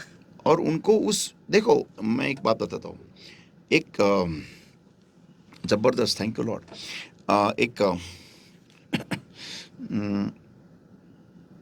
मैंने एक गिफ्ट खरीदा है आपको देने के लिए, और उस गिफ्ट में वो गिफ्ट है एक frying pan, non stick frying pan, ceramic, जबरदस्त, भारी कंपनी का है, एकदम जबरदस्त। और उसमें आप एग्स, मटन बिटन जो भी आप मस्त पका सकते हो, फ्राई कर सकते हो, इट विल नेवर स्टिक। और आप हो कि आप सिर्फ वेज खाते हो, ओके, और अंडा भी नहीं खाते, कुछ नहीं खाते, ओके, और आप मैक्सिमम अगर आप करोगे तो डोसा उसमें, और मैंने आपके लिए वो गिफ्ट लाया। आपको मालूम है, आप जानते हो कि ये बहुत ही अच्छा फ्राइंग पैन है, बहुत ही अच्छा फ्राइंग पैन है, ओके, लेकिन उस औजार की आपको इतनी ज़रूरत नहीं, क्योंकि आप उसमें जो पकाया जा सकता है वो आप खाते नहीं हैं, जी हाँ। बराबर है ना। इसका मतलब नहीं कि आप बुरे हो, इसका मतलब ये नहीं कि मैं बुरा हूं, if मैंने गलत डिसीजन लिया। इसका मतलब ये है कि अभी तक आप उस मुकाम पे नहीं पहुंचे कि जिस मुकाम पे आपको उस पैन की जरूरत हो। करेक्ट। मसलन अगर मैंने शहर में किसी को एक चाकू दिया, बड़ा हंटिंग नाइफ दिया, एकदम बड़ा, तो आदमी कहे बाबा मेरे को बोले मैं तो गाड़ी में रख, कभी ट्रैवलिंग कर देगा, कौन, मैं बाहर जाता ही नहीं तो किधर के, नहीं मेरे को नहीं चाहिए, वो छोड़ देगा। लेकिन जिस दिन वो आदमी रास्ता भटकते हुए कभी रास्ता घूम गया और जंगल में उसको एक रात बितानी पड़ी, तब उसको मेरी चाकू की याद बहुत आएगी। करेक्ट। राइट ना। करेक्ट। तो औजार भी उस इस्तेमाल करने वाला नीट आएगा, औजार भी इस्तेमाल करने वाले को तभी उसकी अहमियत मालूम पड़ती है जब वो उस घटना में खुद को पाएगा, नहीं तो उस औजार का कुछ फायदा नहीं उस इंसान को। वैसे ही है वो सलाह, वो सलाह भी एक औजार है, यस यस। और वो इंसान को समझ में नहीं आएगा जब तक वो उस घटना में खुद को नहीं पाएगा। तो किसी को भी समय के पहले सलाह देना बेवकूफी है, क्योंकि उस समय उसके ऊपर आया ही नहीं है।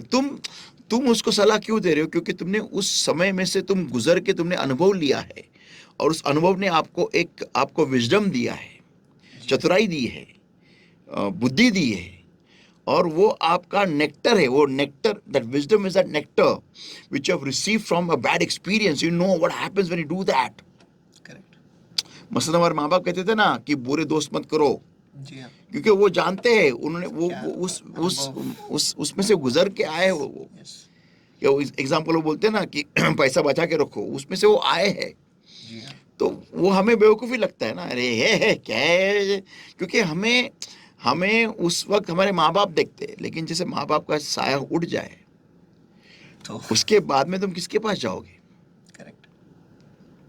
कोई नहीं है तुम्हारे पास, फिर तो कोई नहीं रहेगा जो तुम्हें पैसा देगा। राइट। उस वक्त हमें पैसा बचाओ वो याद जो आता है। सलाह है वो याद आती है। करेक्ट। तो बेसिकली हर कोई सलाह जब मैं किसी को बताता हूँ, मैं सामने वाले का रेसिप्रोकेशन देखता हूँ, रिस्पॉन्स देखता हूँ। रिस्पॉन्स, वो कैसा बात, मेरे बातों को कैसा रिस्पॉन्स दे रहा है। और जब मुझे मालूम पड़ता है कि यार ये व्यक्ति का ध्यान नहीं है, इसका मतलब उस व्यक्ति को कोई इंटरेस्ट नहीं है, तुरंत टॉपिक चेंज। तो मैं सोचने लगा, see as a pastor for me, मुझे एक पासबान होने के नाते मुझे बहुत लोगों को सलाह देनी पड़ती है, बातें करनी पड़ती है, मिलना पड़ता है, उनका सुनना पड़ता है। इधर भी मैं थोड़ा बताता हूँ। मैंने देखा कि मेरा बहुत सारा टाइम लोगों की बातें सुनने में जाता था, और लोगों को मैंने उस चीज़ के बारे में सलाह पहले से दे रखी है, पहले से ही उनके पास जवाब है, लेकिन वो उस जवाब के लिए कुछ नहीं करेंगे। जैसा वो आदमी तो बेथेस्दा नामक पुल के कुंड के बाहर बैठा था, वो कुछ करेगा नहीं उसके लिए, वो उधर ही बैठा रहेगा। ओके, अभी तो मैं उनको सलाह दे चुका हूं, एक बार नहीं बहुत बार, लेकिन वो कुछ उस सलाह का वो कुछ करेंगे नहीं। लेकिन जब वापस मेरा सामना होगा उनका, वो वापस मुझे उनका प्रॉब्लम वापस बताएंगे। उनको जैसे टेप है, कैसेट, उनको आदत है, और वो मुझे ही नहीं, कोई भी परमेश्वर का दास अगर उनको मिले, कहीं भी मिले, भले फिर वो मीटिंग में हो या फिर वो किसी के उनके घर पे आया हो, या किसी के घर में जब गए तो उनको वहां कोई सेवक परमेश्वर का दास मिला है, वो उस सेवक को, उन सारे सेवकों को उनका प्रॉब्लम बताते रहे। उनको एक आदत है, आदत। Stop repeat. या बट एक्चुअल में वो सोल्यूशन नहीं चाहते, वो ये चाहते हैं कि कोई तो उनका दुखड़ा, उनका जो दुख है वो सुने। अच्छा, बस नहीं, सहानुभूति मिलती या जाए। बस बोलते दैट्स इट। तो अभी मैंने क्या किया, मैंने देखा कि अरे ये लोग तो मेरी सलाह तो सुनते जो नहीं है, लेकिन उनका रिपीट उनका प्रॉब्लम चालू रहता है। तो अभी मैं क्या करता हूँ, मैं आपको बताता हूँ, आप लोग भी सुन सकते हैं मैं क्या करता हूँ। मैं उनको बीच में रोक देता हूँ। बिकॉज द रीजन, क्यों रोक देता हूँ, क्योंकि वो मुझे जो बताना चाहते मैं पहले से जानता हूँ, और मैं जो बताना चाहता हूँ वो सुनना नहीं चाहते। Correct, correct. तो फिर मैं उधर मेरा टाइम क्यों वेस्ट करूँ। जी हाँ। तो मुझे ये मालूम पड़ा, देखो कैसा है, मेरे पे ना मेरे पे मेरे अकेले परिवार का मेरे पे बोझ नहीं है। एक पास्टर के ऊपर बहुत सारे परिवारों का बोझ रहता है, जो भी उसकी कलीसिया में आते हैं। सारे। हाँ, एक पुरुष एक ही परिवार को हैंडल करता है, लेकिन एक पास्टर जो होता है ना, वो बहुत सारे परिवारों को हैंडल करता है। और उस पास्टर का मूड सही रहना और दिमाग सही ठिकाने पे होना बहुत जरूरी होता है।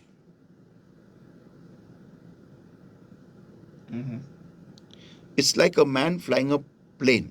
एक पायलट जो प्लेन चला रहा है ना, उसकी उस हिसाब से, ट्रेन भी नहीं, कार भी नहीं, प्लेन डायरेक्ट। अगर उसका दिमाग खराब हो गया ना तो डायरेक्ट क्रैश लैंड ही करेगा, सही है। और सबको लेके मरेगा वो। और शिप भी नहीं, डायरेक्ट प्लेन। तो दिमाग सही रहना, रखना उस पास्टर के लिए बहुत जरूरी होता है, क्योंकि हर एक के घर में कुछ ना कुछ चलते रहता है, और वो पास्टर को सुनना पड़ता है, और सुनने के बाद में उस हिसाब से उनको बराबर सलाह देनी पड़ती है, फिर दुआ करनी पड़ती है। और सामने वाला अगर उसको सिर्फ टाइम ही बर्बाद कर रहा है, उस पास्टर के दिमाग का 90% हिस्सा वो ऑक्यूपाई करने लगा, एक आदमी, खत्म। तो फिर मूसा जैसा अंत होगा उसका। जहां बोलने का वो मारेगा। तो इसीलिए मैंने सीखा मूसा से कि नहीं, ये गलती मैं नहीं कर सकता। मैंने सीखा कि कोई भी चीज मेरे दिमाग में ज्यादा देर नहीं रह सकती। जो चीज मेरे पर्पस से, मेरे गोल से, मकसद से जुड़ती नहीं है, मैचिंग नहीं है, और फिर मुझे ये जो वचन है ना, बैड मूड, ये मेरे पास आ गया। मैं आपको बताना चाहता हूँ, पर ये कुछ जबरदस्त डीप है, ये कभी किसी को मालूम नहीं है इस बात को। ये परमेश्वर का स्टाइल देखो, आपको परमेश्वर जवाब देता कैसा है। परमेश्वर पहले आपको ये माउस पैड देगा। अगर आप इस माउस पैड को ठीक से नहीं संभालोगे, ऐसा उड़ाओ, फेंको उसको, हाँ, इधर इधर फेंको नीचे, ऐसा गिराया, फाड़ दिया, तोड़ दिया, तो आपको ये जो माउस है वो नहीं मिलने वाला, जो उसके पीछे पीछे आ रहा था। तो सबसे पहले परमेश्वर आपको छोटी सी चीज देगा, क्योंकि परमेश्वर का वचन खुद कहता है, यीशु मसीह ने बोला है, जो छोटे में विश्वासी नहीं है उसको बड़ी चीज कौन देगा। तो सबसे पहले आपको एक माउस मिलेगा, ये माउस पैड मिलेगा। उसके बाद में आपको ये माउस मिलेगा। परमेश्वर देखता है तुम, आप ये माउस को कैसे हैंडल करते हो, कैसे रखते हो, कैसे संभाल के रखते हो। फिर उसके बाद में आपको एक अच्छा भारी वाला माउस देगा, राइट। तो जब परमेश्वर ने मुझे पोर्टल दिया, ये मैसेज, मैंने पोर्टल को किस तरीके से सिखाया, परमेश्वर ने वो देखा कितनी जद्दोजहद की ताकि लोगों को ये बात समझ में आए, क्या क्या एग्जाम्पल्स लिए, किस तरीके से लिए ताकि लोगों के जहन में उतरे, फिर लोगों के लिए क्या क्या दुआएं की, लोग कि लोगों को ये वचन समझ में आए और उनके जहन में रहे और उस हिसाब से वो वैसा फल लाए। ये सब परमेश्वर ने कैलकुलेशंस किया, देखा सब परमेश्वर ने। फिर बाद में परमेश्वर ने क्या किया, परमेश्वर ने मुझे वो प्रकाशन दिया कि तुम्हारे थॉट्स को तुम कैसे रखते हो तुम्हारे दिमाग में, कौन से रहने चाहिए कौन से नहीं रहने चाहिए। फिर जब परमेश्वर ने देखा कि मैंने मेरे खुद के जिंदगी में उस वचन को अप्लाई किया है, फिर परमेश्वर ने मुझे ये वचन दे के मुकुटमंडित किया। Amen. That's how God gives revelations. It's how you deal with the previous one. आप उस पहले प्रकाशन के साथ कैसे आप कैसे उसको हैंडल करते हो उस प्रकाशन को, और क्या उस प्रकाशन के बारे में आप कैसे फल लाते हो, उसके ऊपर नेक्स्ट प्रकाशन आता है। यानी जिस तरीके से हम प्रतिक्रिया पहले प्रकाशन को देते हैं और बहुत प्रतिसाद। तो ये जो मैसेज है ना, ये देखो, किसी को भी लगेगा कि बैड मूड, लेकिन उनको जब ये मालूम पड़ेगा ना कि लूसीफर शैतान बना बैड मूड के वजह से, तब उनकी नींद उड़ जाएगी। तो उनको मालूम पड़ेगा ये बहुत डीप है। दाऊद राजा बना एक गुड मूड की वजह से। सोचो इस बात को। तो बेसिक थिंग इज कि लोगों को, मैं यहां क्लोज कर रहा हूं अभी, लोगों को परमेश्वर से ज्यादा किसी भी चीज पे या व्यक्ति पे या घटना पे ज्यादा प्यार नहीं करना चाहिए। Don't give your heart, don't give anything, anybody, any situation more than God importance in your life. आपके जिंदगी में कोई भी व्यक्ति, कोई भी चीज या किसी भी घटना से ज्यादा महत्व प्रभु से ना दो। यानी प्रभु को ही सबसे अहम जगह दो, उसी को सबसे ज्यादा महत्व दो, उसी से ज्यादा प्यार करो। मतलब फॉर एग्जांपल है, कोई बिजनेस कर रहा है, बिजनेस ठीक से चलता नहीं, आत्महत्या करता है, गलत है, रॉन्ग है।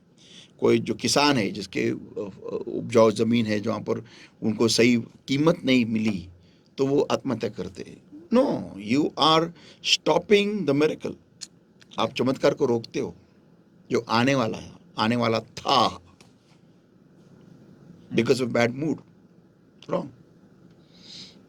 ऐसा सोचो कि आप, बेस्ट एग्जांपल आपको बताता हूं मैं नगर में हुआ है ये बात। आई थिंक इट्स जौखेड़ में ही शायद हुआ है। आपको मालूम है नगर में उस वक्त ज़्यादा बारिश होती नहीं थी। ओके, तो बहुत ही बंजर ज़मीन थी सब जगह। तो वहाँ पर कोई भी कुछ भी उगाना एक आम इंसान के लिए तो कुछ नहीं था। Okay, it was like no hope.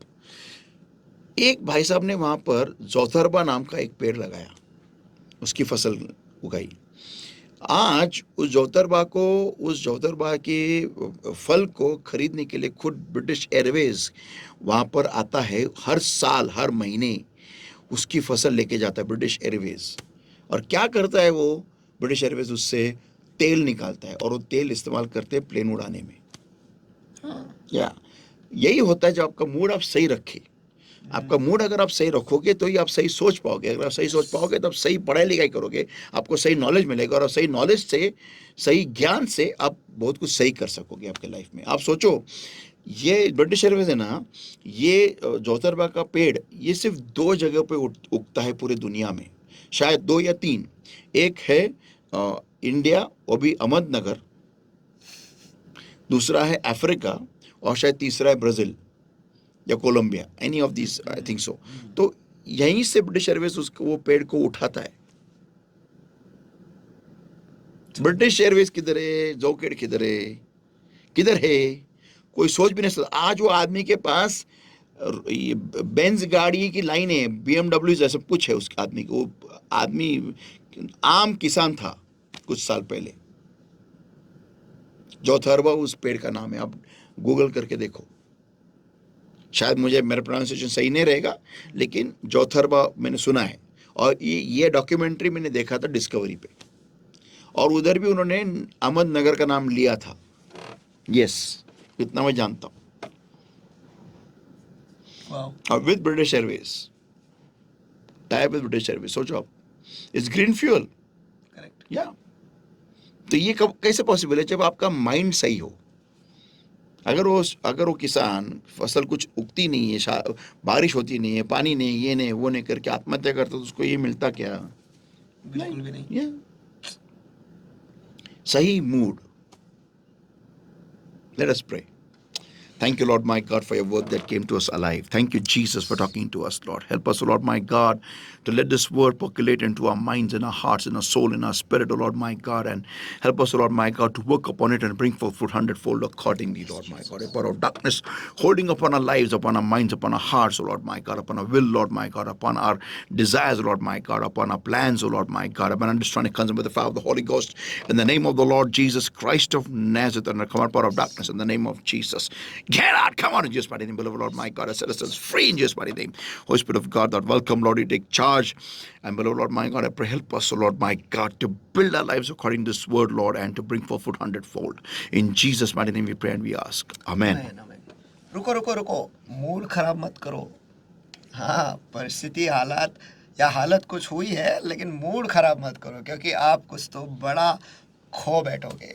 आपका खराब मूड ही के बाद ही आता है वो बड़े मौके। तो इससे इस बात को आपके जहन में, आपके खून में डाल दो कि अगर कुछ बुरा हो रहा है, इसका मतलब इसके आगे कुछ तो अच्छा आने ही वाला है। Amen. हाँ, हम उस टनल से गुजर रहे हैं जो अंधेरे से भरा हुआ है, लेकिन ये याद रखो कि टनल के छोर पर, दूसरे छोर पर, वहाँ पे प्रकाश जरूर है। Amen. कुछ समय होगा जहाँ हम उसमें से हम उसमें से सफर करेंगे, लेकिन बाहर आगे कुछ तो बेहतर ही होने वाला है। Amen. मूड सही करो तो परमेश्वर भी आपके साथ उस भट्टी में उतर आएगा। मूड सही रखो तो आप राजा बन सकते हो, अधिकार में आ सकते हो। मूड सही करो तो आप चमत्कार देख सकते हो परमेश्वर का। मूड सही रखो तो स्वर्ग तो आप जरूर पहुंचोगे। Amen. आमेन। Amen. तो आज से आगे कुछ भी हो जाए, मूड सही रखना है, और हमेशा ये याद रखना है कि डैडी है ना, टेंशन नहीं लेने का, जिंदगी जीने का। आमेन। मर मर के नहीं जीना है, लेकिन बहुतायत से जीना है, और बहुतायत से जीने के लिए बाइबल स्टडी ज़रूरी है। तो इस बाइबल स्टडी को देखते रहिएगा और इसका अनुकरण आपके ज़िंदगी में करो, इसे आपके ज़िंदगी में लागू करो, और जहाँ कहीं पर भी आप जाओ, आपका मूड आप सही रखो। क्या पता आपके मूड को देखकर दूसरे भी आपको पूछे, आप हमेशा अच्छे मूड में क्यों रहते हो, और इसकी वजह से हमें ये पता चलता है आपकी ज़िंदगी में सफलता। हाँ, ये बात तो सही है, जो लोग भी बड़े मुकाम पर पहुंचे हैं, उनका मूड हमेशा सही ही रहता है। उनका मूड कभी खराब नहीं होता है। वो खराब परिस्थितियों में से भी अच्छा ही ढूंढ के निकालते हैं। शायद मुझे ऐसा लगता है कहीं पर उन्होंने बाइबल का वचन पढ़ा होगा कि जो कुछ भी होता है अच्छे के लिए ही होता है। और मैंने बहुत लोगों को जो एक्चुअली मसीह नहीं है पास्टर, और जो परमेश्वर पे विश्वास भी नहीं रखते, उनके मुंह से भी मैंने ये सुना है कि जो भी होता है अच्छे के लिए होता है। वो एक यूट्यूबर है, TRS कुछ तो भी नाम है उसका, बियर बाइसेप। ओके। तो उसके हाथ पे उसने टैटू, मत करो आप, लेकिन उसने टैटू करके रखा है Philippians 4:19। It is Philippians 4:13, not 19, it is 1:3. Okay, I can do all things through Christ which strengtheneth me. तो उसने वहाँ पर क्राइस्ट लिखा नहीं है, सिर्फ इतना ही लिखा है कि उसने टैटू किया है। फिलिपियंस 4:13 ही है, उसने उतना ही लिखा है। अच्छा। बट जब उसने बोला ऑन यूट्यूब पे, तो उसने क्राइस्ट नहीं बोला, ही हु स्ट्रेंथेनेथ मी, बस उतना ही बोला उसने। ओके। तो ये लोग सारे वचन का सिर्फ एक भाग लेते हैं, एक भाग, और इतने ऊंचे स्तर पर पहुंच जाते हैं, सफल हो जाते हैं। तो फिर हमें तो परमेश्वर ने बहुत कुछ देकर पूरा बाइबल दे रखा है। तो अगर this Bible is a road map for greatness. Amen, amen. चाहे आप विश्वास रखो या ना रखो, इसका इस्तेमाल करो। तो आप ऐसा कोई मंजिल या फिर कोई ऐसा लेवल नहीं है जो आप उसे हासिल नहीं कर पाओगे। I can do all things, मैं सब कुछ कर सकता हूँ through Christ which strengtheneth me. मसीह के द्वारा जो मुझे सामर्थ्य बनाता है या फिर मुझे बल देता है। है। आमीन, आमीन। So God bless you.